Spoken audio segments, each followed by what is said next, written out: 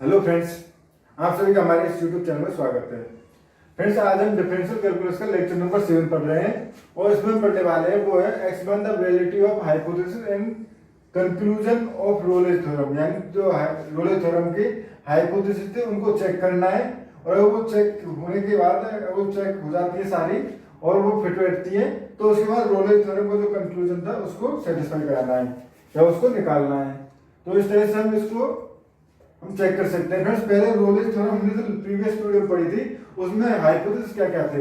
पहला हाइपोथेसिस था उसमें जो फंक्शन था वो ए बी पे जो क्लोज इंटरवल ए बी पर कॉन्टिन्यूअस होना चाहिए। तो पहले कॉन्टिन्यूटी चेक करते हैं। तो कॉन्टिन्यूटी चेक करने के लिए हम एफ एक्स को किस तरह से लिख सकते हैं, log x square plus A b minus log x x plus A b sorry a plus b, ये हो गया। अब फिर से अगर हम ध्यान से देखें तो इसको m डॉट n की फॉर्म से खोल सकते हैं। तो इसको जब खोलेंगे तो ये हो जाएगा log x minus log a plus b, ये हो जाएगा क्योंकि माइनस वैसे प्लस आता बट इस माइनस की वजह से यहाँ पे भी माइनस आया है। तो ये हो गया हमारे पास। अब फिर से अगर हम ध्यान से देखें तो ये फंक्शन जो है log के अंदर जो कोई भी फंक्शन हो अगर वो कॉन्टिन्यूअस हो तो log फंक्शन भी कॉन्टिन्यूअस होता है। इस तरह से log ये भी फंक्शन और ये कुछ खुद में कांस्टेंट है। तो यहां से हम कह सकते हैं all function all part of f x are continuous, so f x is also continuous on a b. यानी ए बी जो क्लोज इंटरवल है उसमें फंक्शन जो है वो कॉन्टिन्यूअस है। सेकंड हमें चेक करना होता है जो फंक्शन है वो एफ एक्स जो फंक्शन है वो कॉन्टिन्यूअस है या नहीं। ये तो हमने चेक कर लिया। सेकंड हमें चेक करना होता है फिर जो फंक्शन है वो डिफरेंशिएबल है या नहीं।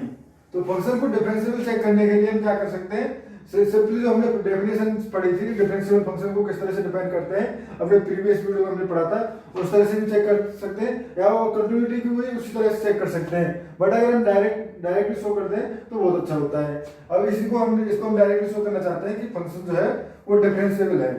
तो यहाँ से इसको हम लिखते हैं एफ डैश एक्स, डेरिवेटिव निकाल रहे हैं हम इसका। तो डेरिवेटिव हो जाएगा हमारे पास यहाँ से 1/x² प्लस ए बी और इस फंक्शन का हुआ चेन रूल से तो ये हो जाएगा 2x, इसका करेंगे तो -1/x और ये जो है टर्म 0 हो जाएगी। तो यहां से ये हो गया हमारे पास एलसीएम लिया इसका तो x² प्लस ए बी ये एलसीएम आ गया इसका। तो यहां से हो जाएगा 2x² minus x² minus a B. तो यहां से हो जाएगा हमारे पास ये 2x² में से एक स्क्वायर चला जाएगा तो x² से ये हट जाएगा और बच जाएगा x² माइनस ए बी। अब फिर से जब हमने डेरिवेटिव लिखा है यहाँ पे, अब हमें चेक करना है ए बी में ये डिफरेंशिएबल है या नहीं। तो फंक्शन ए बी में डिफरेंशिएबल हुआ या नहीं उसके लिए हम उसके डेरिवेटिव को चेक कर सकते हैं। कहीं डेरिवेटिव कहीं पे इनफाइनाइट या नॉन डिफाइन तो नहीं है। अगर हम इसमें देखें तो फंक्शन जो नॉन डिफाइन ए बी के जो क्लोज इंटरवल पॉइंट है ए बी, इस पॉइंट के अंदर कहीं भी ये डिफाइन नहीं है। क्योंकि ये डिफाइन कब होगा, नॉट डिफाइन कब होगा, जब x इक्वल टू 0 हो या x equal to plus minus root of a b हो। उन दोनों केसों को होगा। बट दोनों केस चूंकि हमारे पास जो कंडीशन है यहाँ पे दिया हुआ है 0 not belongs to a b, 0 not belongs to a b friends से, और साथ में x² है x बराबर plus minus root a b. अगर हम देखेंगे तो ए बी की जो वैल्यू है वो plus minus root a b से हमेशा कम या ज्यादा होगी। जो भी अगर जैसे ये प्लस है तो उस कंडीशन में जो वैल्यू है जैसे ये 2 है ये 4 है तो उस कंडीशन में इसकी वैल्यू जो आई ए डॉट बी की तो ये तो आई हमारे पास 8 रूट ऑफ 8 इक्वल टू 2√2। हाँ, तो ये वैल्यू आई हमारे पास x बराबर यहाँ पे आएगी हमारे पास x² माइनस, अगर ए बी बराबर हम वैल्यू देख रहे हैं तो ये x² प्लस 8, तो यहां से x बराबर आएगा प्लस माइनस 2√2 आयोटा। आयोटा यानी इमेजिनरी नंबर चला जाएगा, तो इस कंडीशन में ये बाहर हो जाएगा। अगर सपोज कि एक पॉजिटिव है एक नेगेटिव है, इन केस में एक पॉजिटिव और एक नेगेटिव के केस में सपोज ये है हमारे पास -2 और 4 इंटरवल है और 0 नॉट बिलोंग्स टू ये भी दिया हुआ है, तो हम उसको ले नहीं सकते, -2 और 4 को भी हम नहीं ले सकते। तो यहाँ से हो गया हमारे पास ये, या ये पॉजिटिव भी होने चाहिए, तो ये हो गया हमारे पास। और ए बी जो है ये हमारे पास ये टर्म कब जाएगी 0, जब ये इमेजिनरी नंबर आ जाएगा x। तो इस तरह से हम यहाँ पे ये कभी 0 हो नहीं सकता। तो अब यहाँ से हम कह सकते हैं फंक्शन जो है वो कहीं भी नॉट डिफाइन नहीं है। सो चूंकि f dash x is defined in a b, यानी क्लोज इंटरवल ए बी में सब जगह डिफाइंड है, तो यहाँ से हम कह सकते हैं क्योंकि f डैश x जो है वो डिफाइंड है, तो यहाँ से f x जो है वो डिफरेंशिएबल है, तभी तो f डैश x डिफाइंड है। अगर f जो है वो कहीं पर एक जगह भी ए बी में कहीं पर भी एक जगह डिफरेंशिएबल नहीं होता, तो उस कंडीशन में f डैश x की जो वैल्यू होती वो एग्जिस्ट नहीं करती। लेकिन यहाँ पे हर पॉइंट्स के लिए एग्जिस्ट करेंगे, तो हम यहाँ से कहेंगे जो फंक्शन है वो डिफरेंशिएबल है पूरे इंटरवल ए बी में। तो ये हो गया। थर्ड हमारे पास केस था, थर्ड केस था हमारे पास एफ ए बराबर एफ बी।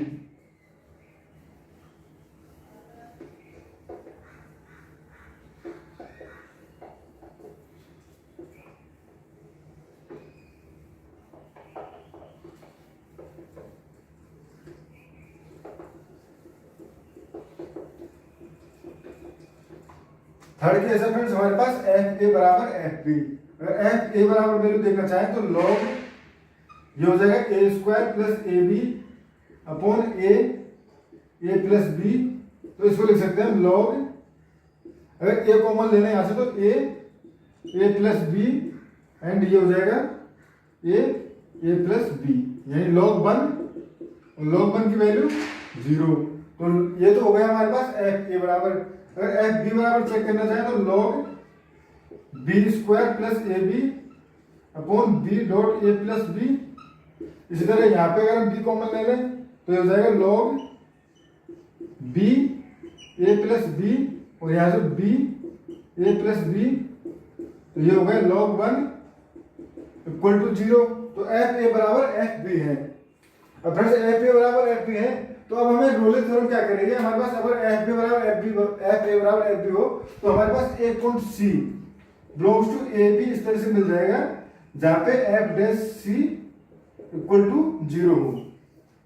तो इसके लिए अगर ऐसा पॉइंट हमें चाहिए तो यहां से हमें एफ डैश एक्स को 0 पुट करना होगा।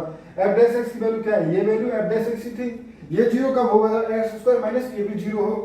तो थर्ड केस यानी कि रोलिंग थ्योरम वाला पॉइंट निकालने के लिए, सी निकालने के लिए एफ डैश एक्स को 0 पुट कर दें, तो एफ डैश एक्स ये है, तो ये 0 हो गया, तो x square minus a b equal to 0 या एक्स बराबर plus minus root a b, ये हो गया। यानी एक्स बराबर plus minus root a b एक ऐसा पॉइंट मिलेगा जिसपे कंडीशन सेटिस्फाई हो रही हो। अगर जैसे सपोज हमने यहाँ पे 2 और 4 लिया था, 2 एंड 4 लिया था, तो यहाँ के लिए अगर ए बराबर 2 है, बी बराबर 4 है, तो ये आ जाएगा 8 ए बी बराबर, तो एक्स बराबर रूट ऑफ 8 यानी जो एक्स बराबर इसके लिए, इस एग्जांपल के लिए, पर्टिकुलर इस एग्जांपल के लिए 2 रूट 2 जो कि हमारे पास 2 से तो बड़ा है और 4 से छोटा है, और ये पॉइंट हमारे पास इस तरह से मिल जाएगा जिस पॉइंट पे फंक्शन जो है 0 होगा। तो यहाँ पे हमारे पास ये पॉइंट मिल गया।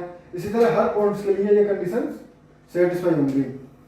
ये रूट ए बी फ्रेंड्स ए से छोटा है और बी से, सॉरी ए और बी के बीच में बड़ा, बीच में है पॉइंट, क्योंकि रूट ए और बी तो किसी भी एग्जांपल की हेल्प से हम देख सकते हैं, ये पॉइंट जो है रूट ए बी इन पॉइंट्स के बीच में आएगा, क्योंकि दो पॉजिटिव नंबर्स हैं, ए नंबर और बी नंबर।